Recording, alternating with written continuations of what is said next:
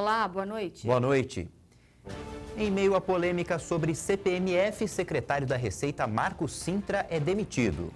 Funcionários dos Correios entram em greve contra a redução dos salários e privatização. Brasil registra mais de 1.400.000 casos de dengue este ano, 7 vezes mais do que no mesmo período em 2018.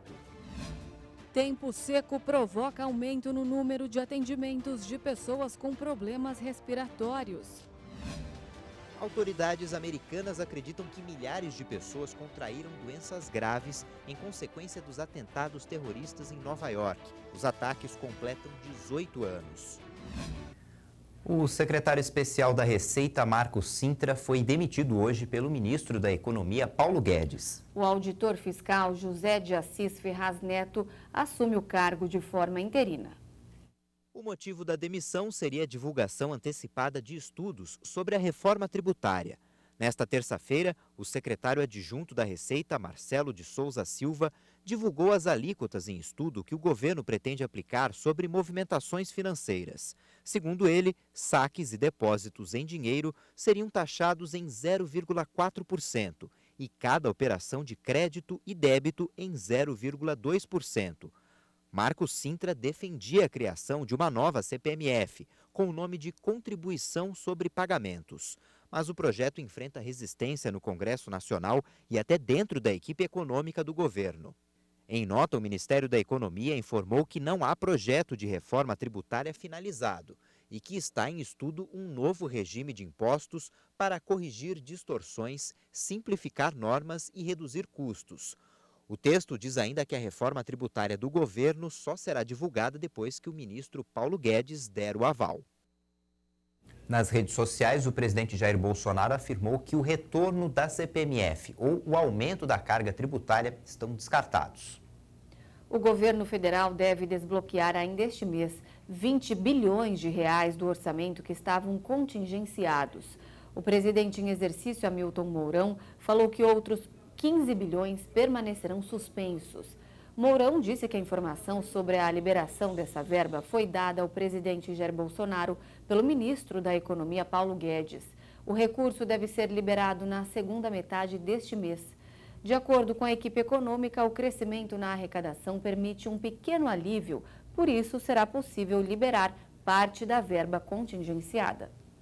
Funcionários dos Correios cruzaram os braços hoje em pelo menos 20 estados e no Distrito Federal.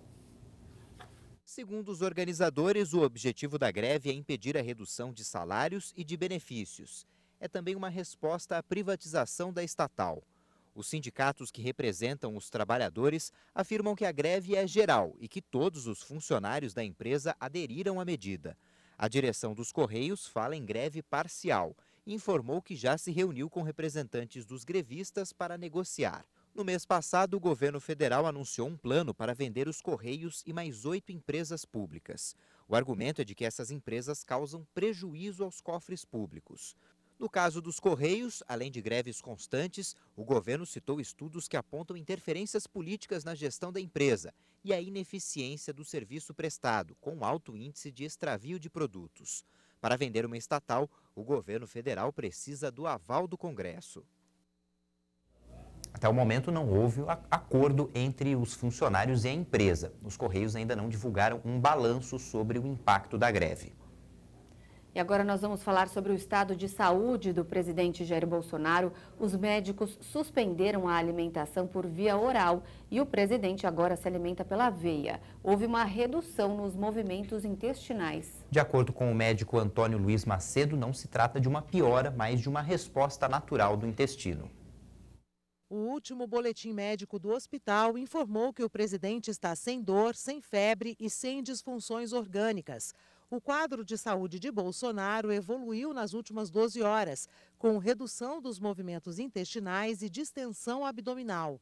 Nesta quarta-feira foi introduzida a sonda nasogástrica para iniciar a nutrição pela veia. Segundo os médicos, a reintrodução da alimentação por via oral será avaliada diariamente e deve ser adotada no momento oportuno. Os exames laboratoriais do presidente encontram-se estáveis. Bolsonaro segue fazendo exercícios de fisioterapia motora e caminhando pelos corredores do hospital, como medidas de prevenção à trombose venosa. Por ordem médica, as visitas permanecem restritas. Bolsonaro está internado no Centro Médico desde domingo em São Paulo, quando foi submetido a uma cirurgia para a correção de uma hérnia. O Brasil subiu 2 posições e alcançou a 7ª colocação em um ranking que lista as melhores universidades, superando países como Itália e Espanha. Os Estados Unidos dominam a lista com 172 universidades. O Brasil tem 46. A classificação é de uma revista britânica que é considerada uma das mais importantes em avaliação do ensino superior no mundo. A primeira colocada na América Latina é a USP, a Universidade de São Paulo. O número de casos de dengue no Brasil aumentou 7 vezes. Até agosto, o país contabilizou mais de 1.400.000 novos casos. De acordo com dados do Ministério da Saúde, até 24 de agosto, o país registrou quase 1,5 milhão de casos de dengue. E no mesmo período de 2018, foram 205 mil. Isso significa um aumento de 7 vezes em relação ao verificado no mesmo período do ano passado. O total de mortes confirmadas neste ano também subiu e ficou em 591 vítimas. Em 2018, o número foi 3 vezes menor, com 160 casos confirmados de morte por dengue. Entre os estados, o maior número de registros foi em Minas Gerais, seguido por São Paulo. Juntos, os 2 estados concentram 63% de todos os casos da doença. O estado de São Paulo já registra mais de 3.500 casos de sarampo. O último balanço foi divulgado pela Secretaria de Saúde do Estado. 6 em cada 10 casos estão na capital e o vírus já circula em 134 cidades. 3 pessoas morreram por causa da doença. O assaltante que teve a testa tatuada com a frase "Sou ladrão e vacilão" em 2017 foi condenado a 4 anos e 8 meses de prisão por um roubo no ABC Paulista. Ele estava preso desde fevereiro deste ano. Em março de 2018, ele foi preso por furtar um supermercado de Mairiporã, na Grande São Paulo. Como o criminoso já cumpriu 1/6 da pena, poderá responder pelo crime em regime aberto. O Tribunal Superior Eleitoral manteve a cassação do mandato de Rosinha Garotinho.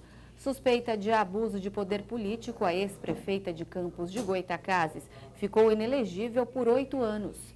Mulher do ex-governador do Rio, Antony Garotinho, Rosinha teve o mandato de prefeita cassado em 2016 pelo Tribunal Regional Eleitoral do Estado. Ela foi acusada de abuso de poder político e uso indevido de meios de comunicação na eleição de 2012. Rosinha e Antony Garotinho foram presos no último dia 3 por suspeita de participação em um esquema de superfaturamento de contratos da prefeitura com a empreiteira Odebrecht. A defesa do casal recorreu da decisão e eles foram soltos em seguida. O Brasil já é o 6º país do mundo que mais recebe pedidos de refúgio. E os imigrantes começam a sonhar com um futuro melhor assim que chegam aqui. Mas começam também os desafios para se adaptar. Aprender o idioma é a principal dificuldade. Em um colégio na Zona Sul de São Paulo, os refugiados aprendem o português e podem sonhar ainda mais. Esses são os refugiados, pessoas que buscam uma vida melhor fora da terra natal. Mas chegar em um lugar desconhecido não é tão simples. Tem que encarar uma nova cultura, novos costumes, além de um idioma diferente.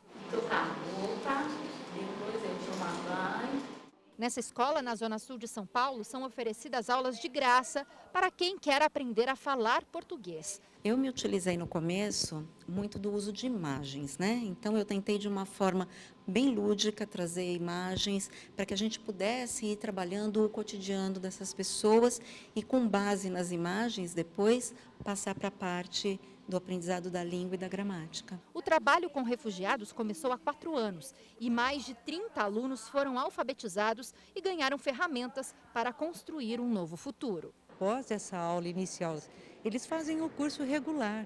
Então, eles estão frequentando a escola, o curso da educação de adultos, porque eles também precisam de uma regulamentação na sua parte educacional. Eles querem se formar, eles querem ingressar numa profissão com competência. As professoras do curso são voluntárias. A Fernanda é advogada e a Priscila, pesquisadora. As duas trabalham o dia todo e à noite dedicam o tempo para ensinar os alunos refugiados. Para elas, não ter um salário não é empecilho. Afinal, ganham algo muito maior, a gratidão pelos ensinamentos. E um dia ela convidou, eu falei, meu Deus, será que vou conseguir, né? Porque é uma tarefa difícil, você desempenhar uma atividade tão importante, porque para eles faz muita diferença.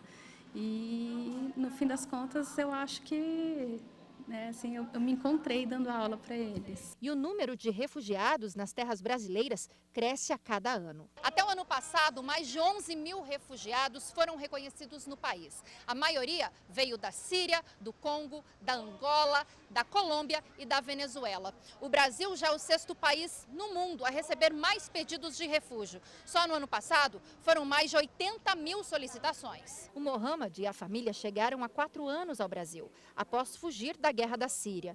Para ele, aprender a falar português fez toda a diferença no convívio com os brasileiros. Foi difícil no começo, na verdade. Eu fiquei com medo, fiquei quase mais de 6 meses, não falava nenhuma palavra com os brasileiros. Tinha medo de errar, de falar. Aí depois que eu comecei a trabalhar, teve um pouco de coragem de falar com eles. Aí fiquei melhor. Melhor ainda quando entrei na escola. Já a Mirlene veio do Haiti e pediu refúgio no Brasil por não conseguir emprego em seu país. Aqui ela acredita que terá mais oportunidades e sabe que para conseguir um bom trabalho é fundamental aprender nosso idioma. Tem um emprego, eu tenho canera. Agora Deus vai me ajudar.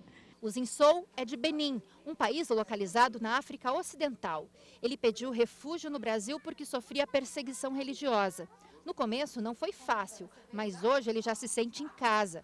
Ainda mais depois de aprender um pouco mais dos nossos costumes. Estou aprendendo a língua, estou aprendendo tudo, né? Vamos falar um dia eu sair para fora, eu posso trabalhar com essa língua, pode fazer o que eu quiser, com meus diplomas, que eu posso conseguir um trabalho melhor. O importante é quando você vê o sorriso de uma pessoa que chegou aqui com cabeça baixa e com medo de tudo.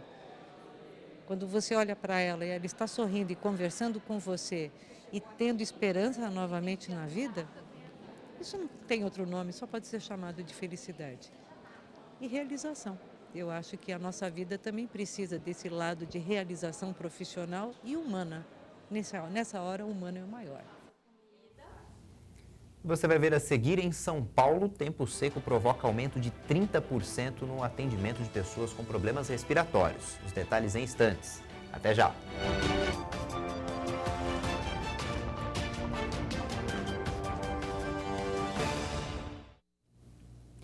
O comércio varejista reagiu em julho deste ano e cresceu 1%. É o terceiro mês de resultado positivo. Já na comparação com julho do ano passado, a alta foi de 4,3%. Com esse índice, o setor varejista recupera o patamar próximo a junho de 2015. O IBGE acredita que o bom resultado é relacionado ao aumento na população ocupada, ainda que na informalidade, e à melhora nas condições de crédito para as famílias. O comércio aposta que a liberação dos saques das contas do FGTS e do fundo PIS/PASEP vai ajudar a acelerar o consumo nestes últimos meses do ano. A Confederação Nacional do Comércio de Bens, Serviços e Turismo estima que cerca de 13 bilhões de reais vão ser destinados para gastos no comércio e consumo de serviços. O resultado acima do esperado no varejo fez o dólar cair hoje. A queda foi de 0,7%, com a moeda norte-americana vendida a R$ 4,06. O Ibovespa, principal índice da Bolsa Brasileira, fechou em alta de 0,4%. Quase 8 milhões e meio de reais que foram resgatados pela Operação Lava Jato devem ser devolvidos à Prefeitura do Rio de Janeiro. A autorização foi do juiz Marcelo Bretas, da Justiça Federal do Rio. Os recursos foram recuperados durante as investigações da Força Tarefa sobre desvios de verbas das obras do BRT. O tempo seco provocou um aumento de 30% no atendimento de pessoas com problemas respiratórios nos hospitais da capital paulista. A Defesa Civil decretou estado de atenção na cidade há apenas 12 dias do fim do inverno e início da primavera. E não é apenas quem mora em São Paulo que está sofrendo com a secura e o calorão. 38 graus em pleno inverno. A gente anda, o pouquinho que anda já está transpirando, está cansada. Eu prefiro 1000 vezes o frio. Olha que eu sou do Piauí, hein? E além de tudo é muito seco, né? É, também. A gente fica com a garganta ressecada, tem que estar molhando a boca toda hora. É horrível. É consequência do que estão fazendo com a natureza, né? Acho que esse problema que a gente está tendo em relação a queimadas, a poluição, é isso que a gente está plantando agora. Em vários locais do Brasil, o clima parece de deserto. E não é exagero. Em Cuiabá, por exemplo, não chove há 4 meses. E a umidade relativa do ar caiu para 7%. Menor que a do deserto do Saara, que é de 10% a 15%. Além do centro-oeste, a região sudeste do país também sofre com clima seco e quente. São Paulo entrou em estado de alerta por causa da forte onda de calor e em estado de atenção por causa da baixa umidade do ar, que ficou menor do que 30%, que é prejudicial à nossa saúde. O ideal é que se fosse acima de 40 e também abaixo de 80, por aí, porque não existe um número, porque também depende muito do indivíduo. Cada indivíduo tem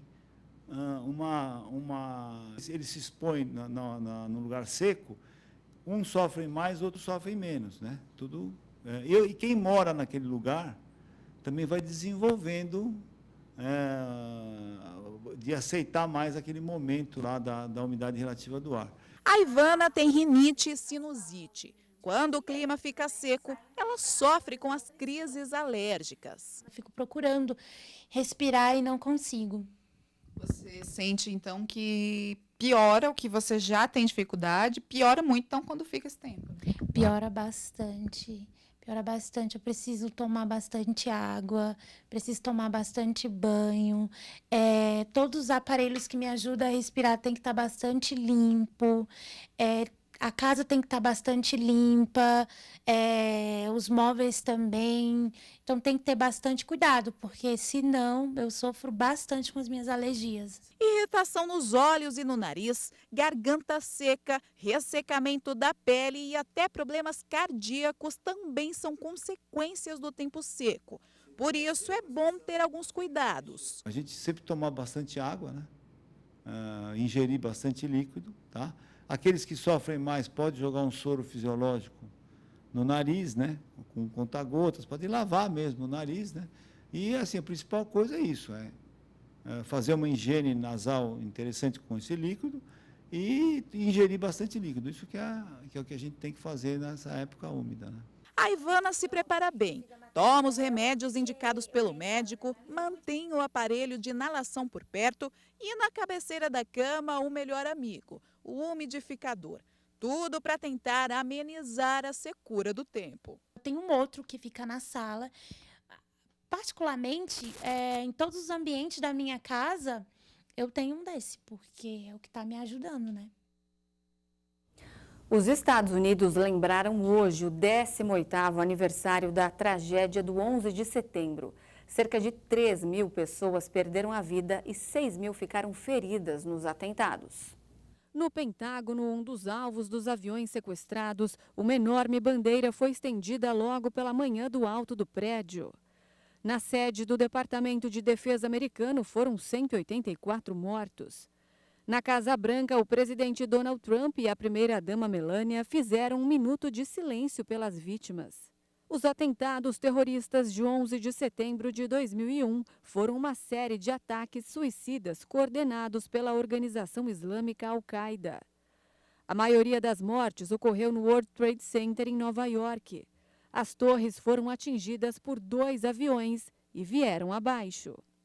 Um 4º avião ainda caiu em um campo aberto na Pensilvânia após os passageiros entrarem em confronto com os sequestradores. Além das vítimas, autoridades acreditam que cerca de 10 mil pessoas contraíram câncer e outras graves doenças vinculadas à nuvem tóxica que se espalhou durante semanas sobre a parte sul de Manhattan.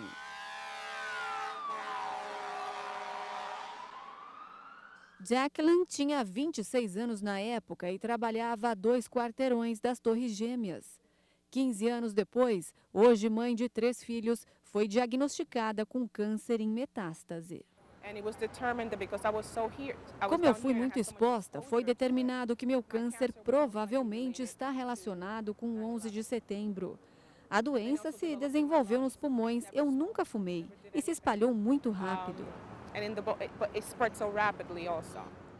Osama Bin Laden reivindicou os atentados em uma gravação divulgada pelo canal de televisão via satélite Al Jazeera. O líder da Al-Qaeda foi morto durante o governo de Barack Obama no dia 1º de maio de 2011 no Paquistão. O julgamento dos outros 5 homens acusados de planejar os ataques está marcado para janeiro de 2021 na base militar americana em Guantánamo. Eles podem ser condenados à pena de morte. A decisão do primeiro-ministro britânico Boris Johnson de suspender o parlamento por 5 semanas é ilegal. A declaração foi feita hoje por um tribunal da Escócia. Veja agora em um giro de notícias internacionais. O Tribunal de Apelação de Edimburgo considerou que a medida tem como objetivo obstruir o parlamento. O governo do premier já anunciou que vai recorrer. As 2 câmaras do parlamento britânico suspenderam as atividades na madrugada de terça-feira e os trabalhos só devem ser retomados no dia 14 de outubro, 2 semanas antes da data prevista do Brexit. A decisão foi justificada por Boris Johnson pela necessidade de preparar o programa de política nacional do novo executivo. O líder da Coreia do Norte, Kim Jong-un, supervisionou pessoalmente o teste de um enorme sistema lançador múltiplo de foguetes. Militares da Coreia do Sul já haviam relatado o disparo de projéteis não identificados a partir da região de Kaesong, que percorreram cerca de 330 quilômetros em direção ao leste. Uma autoridade norte-coreana declarou que o país quer estar frente a frente com os Estados Unidos no final de setembro. O período coincide com a Assembleia Geral Anual das Nações Unidas, que é celebrada na última semana deste mês em Nova York e reúne dirigentes do mundo todo. A Bolsa de Hong Kong anunciou que quer comprar a Bolsa de Londres por 40 bilhões de dólares. O acordo seria financiado por uma combinação de caixa existente com uma nova linha de crédito. Mas o acordo proposto só irá adiante se a Bolsa de Londres desistir do plano de comprar a Refinitiv, uma empresa que oferece dados e infraestrutura ao mercado financeiro. A operação foi descrita pelos chineses como uma oportunidade estratégica de criar uma das primeiras plataformas de mercado no mundo. Pequim convocou o embaixador alemão Heiko Maas após a visita a Berlim do ativista de Hong Kong Joshua Wong. Autoridades chinesas declararam que a decepção é muito grande e que o incidente terá um impacto negativo nas relações bilaterais. O jovem de 22 anos foi um dos líderes do movimento dos guarda-chuvas de 2014. No mês passado, ele foi preso com outros líderes dos atuais protestos sob a acusação de incitar a participação em uma manifestação proibida, mas foi libertado após o pagamento de fiança. A Venezuela vai mobilizar cerca de 150 mil homens para as manobras militares na fronteira de 2.000 quilômetros com a Colômbia. Os exercícios foram ordenados pelo presidente Nicolás Maduro após denunciar um complô visando um conflito militar. A vice-presidente colombiana classificou a medida como provocação. Os 2 países estão envolvidos em uma nova tensão bilateral após o presidente colombiano Iván Duque acusar Caracas de abrigar dissidentes da guerrilha das Farc. E a gente encerra essa edição com uma imagem surpreendente na Áustria. Um estádio de futebol foi transformado em uma floresta. O local, que tem capacidade para 32 mil pessoas, agora conta com 300 árvores no gramado. A exibição faz parte de um projeto inspirado na obra de um pintor que leva a natureza a locais inusitados. Daqui a algumas semanas, a floresta vai ser realocada para outro lugar. Uma ótima noite para você. Boa noite e até amanhã.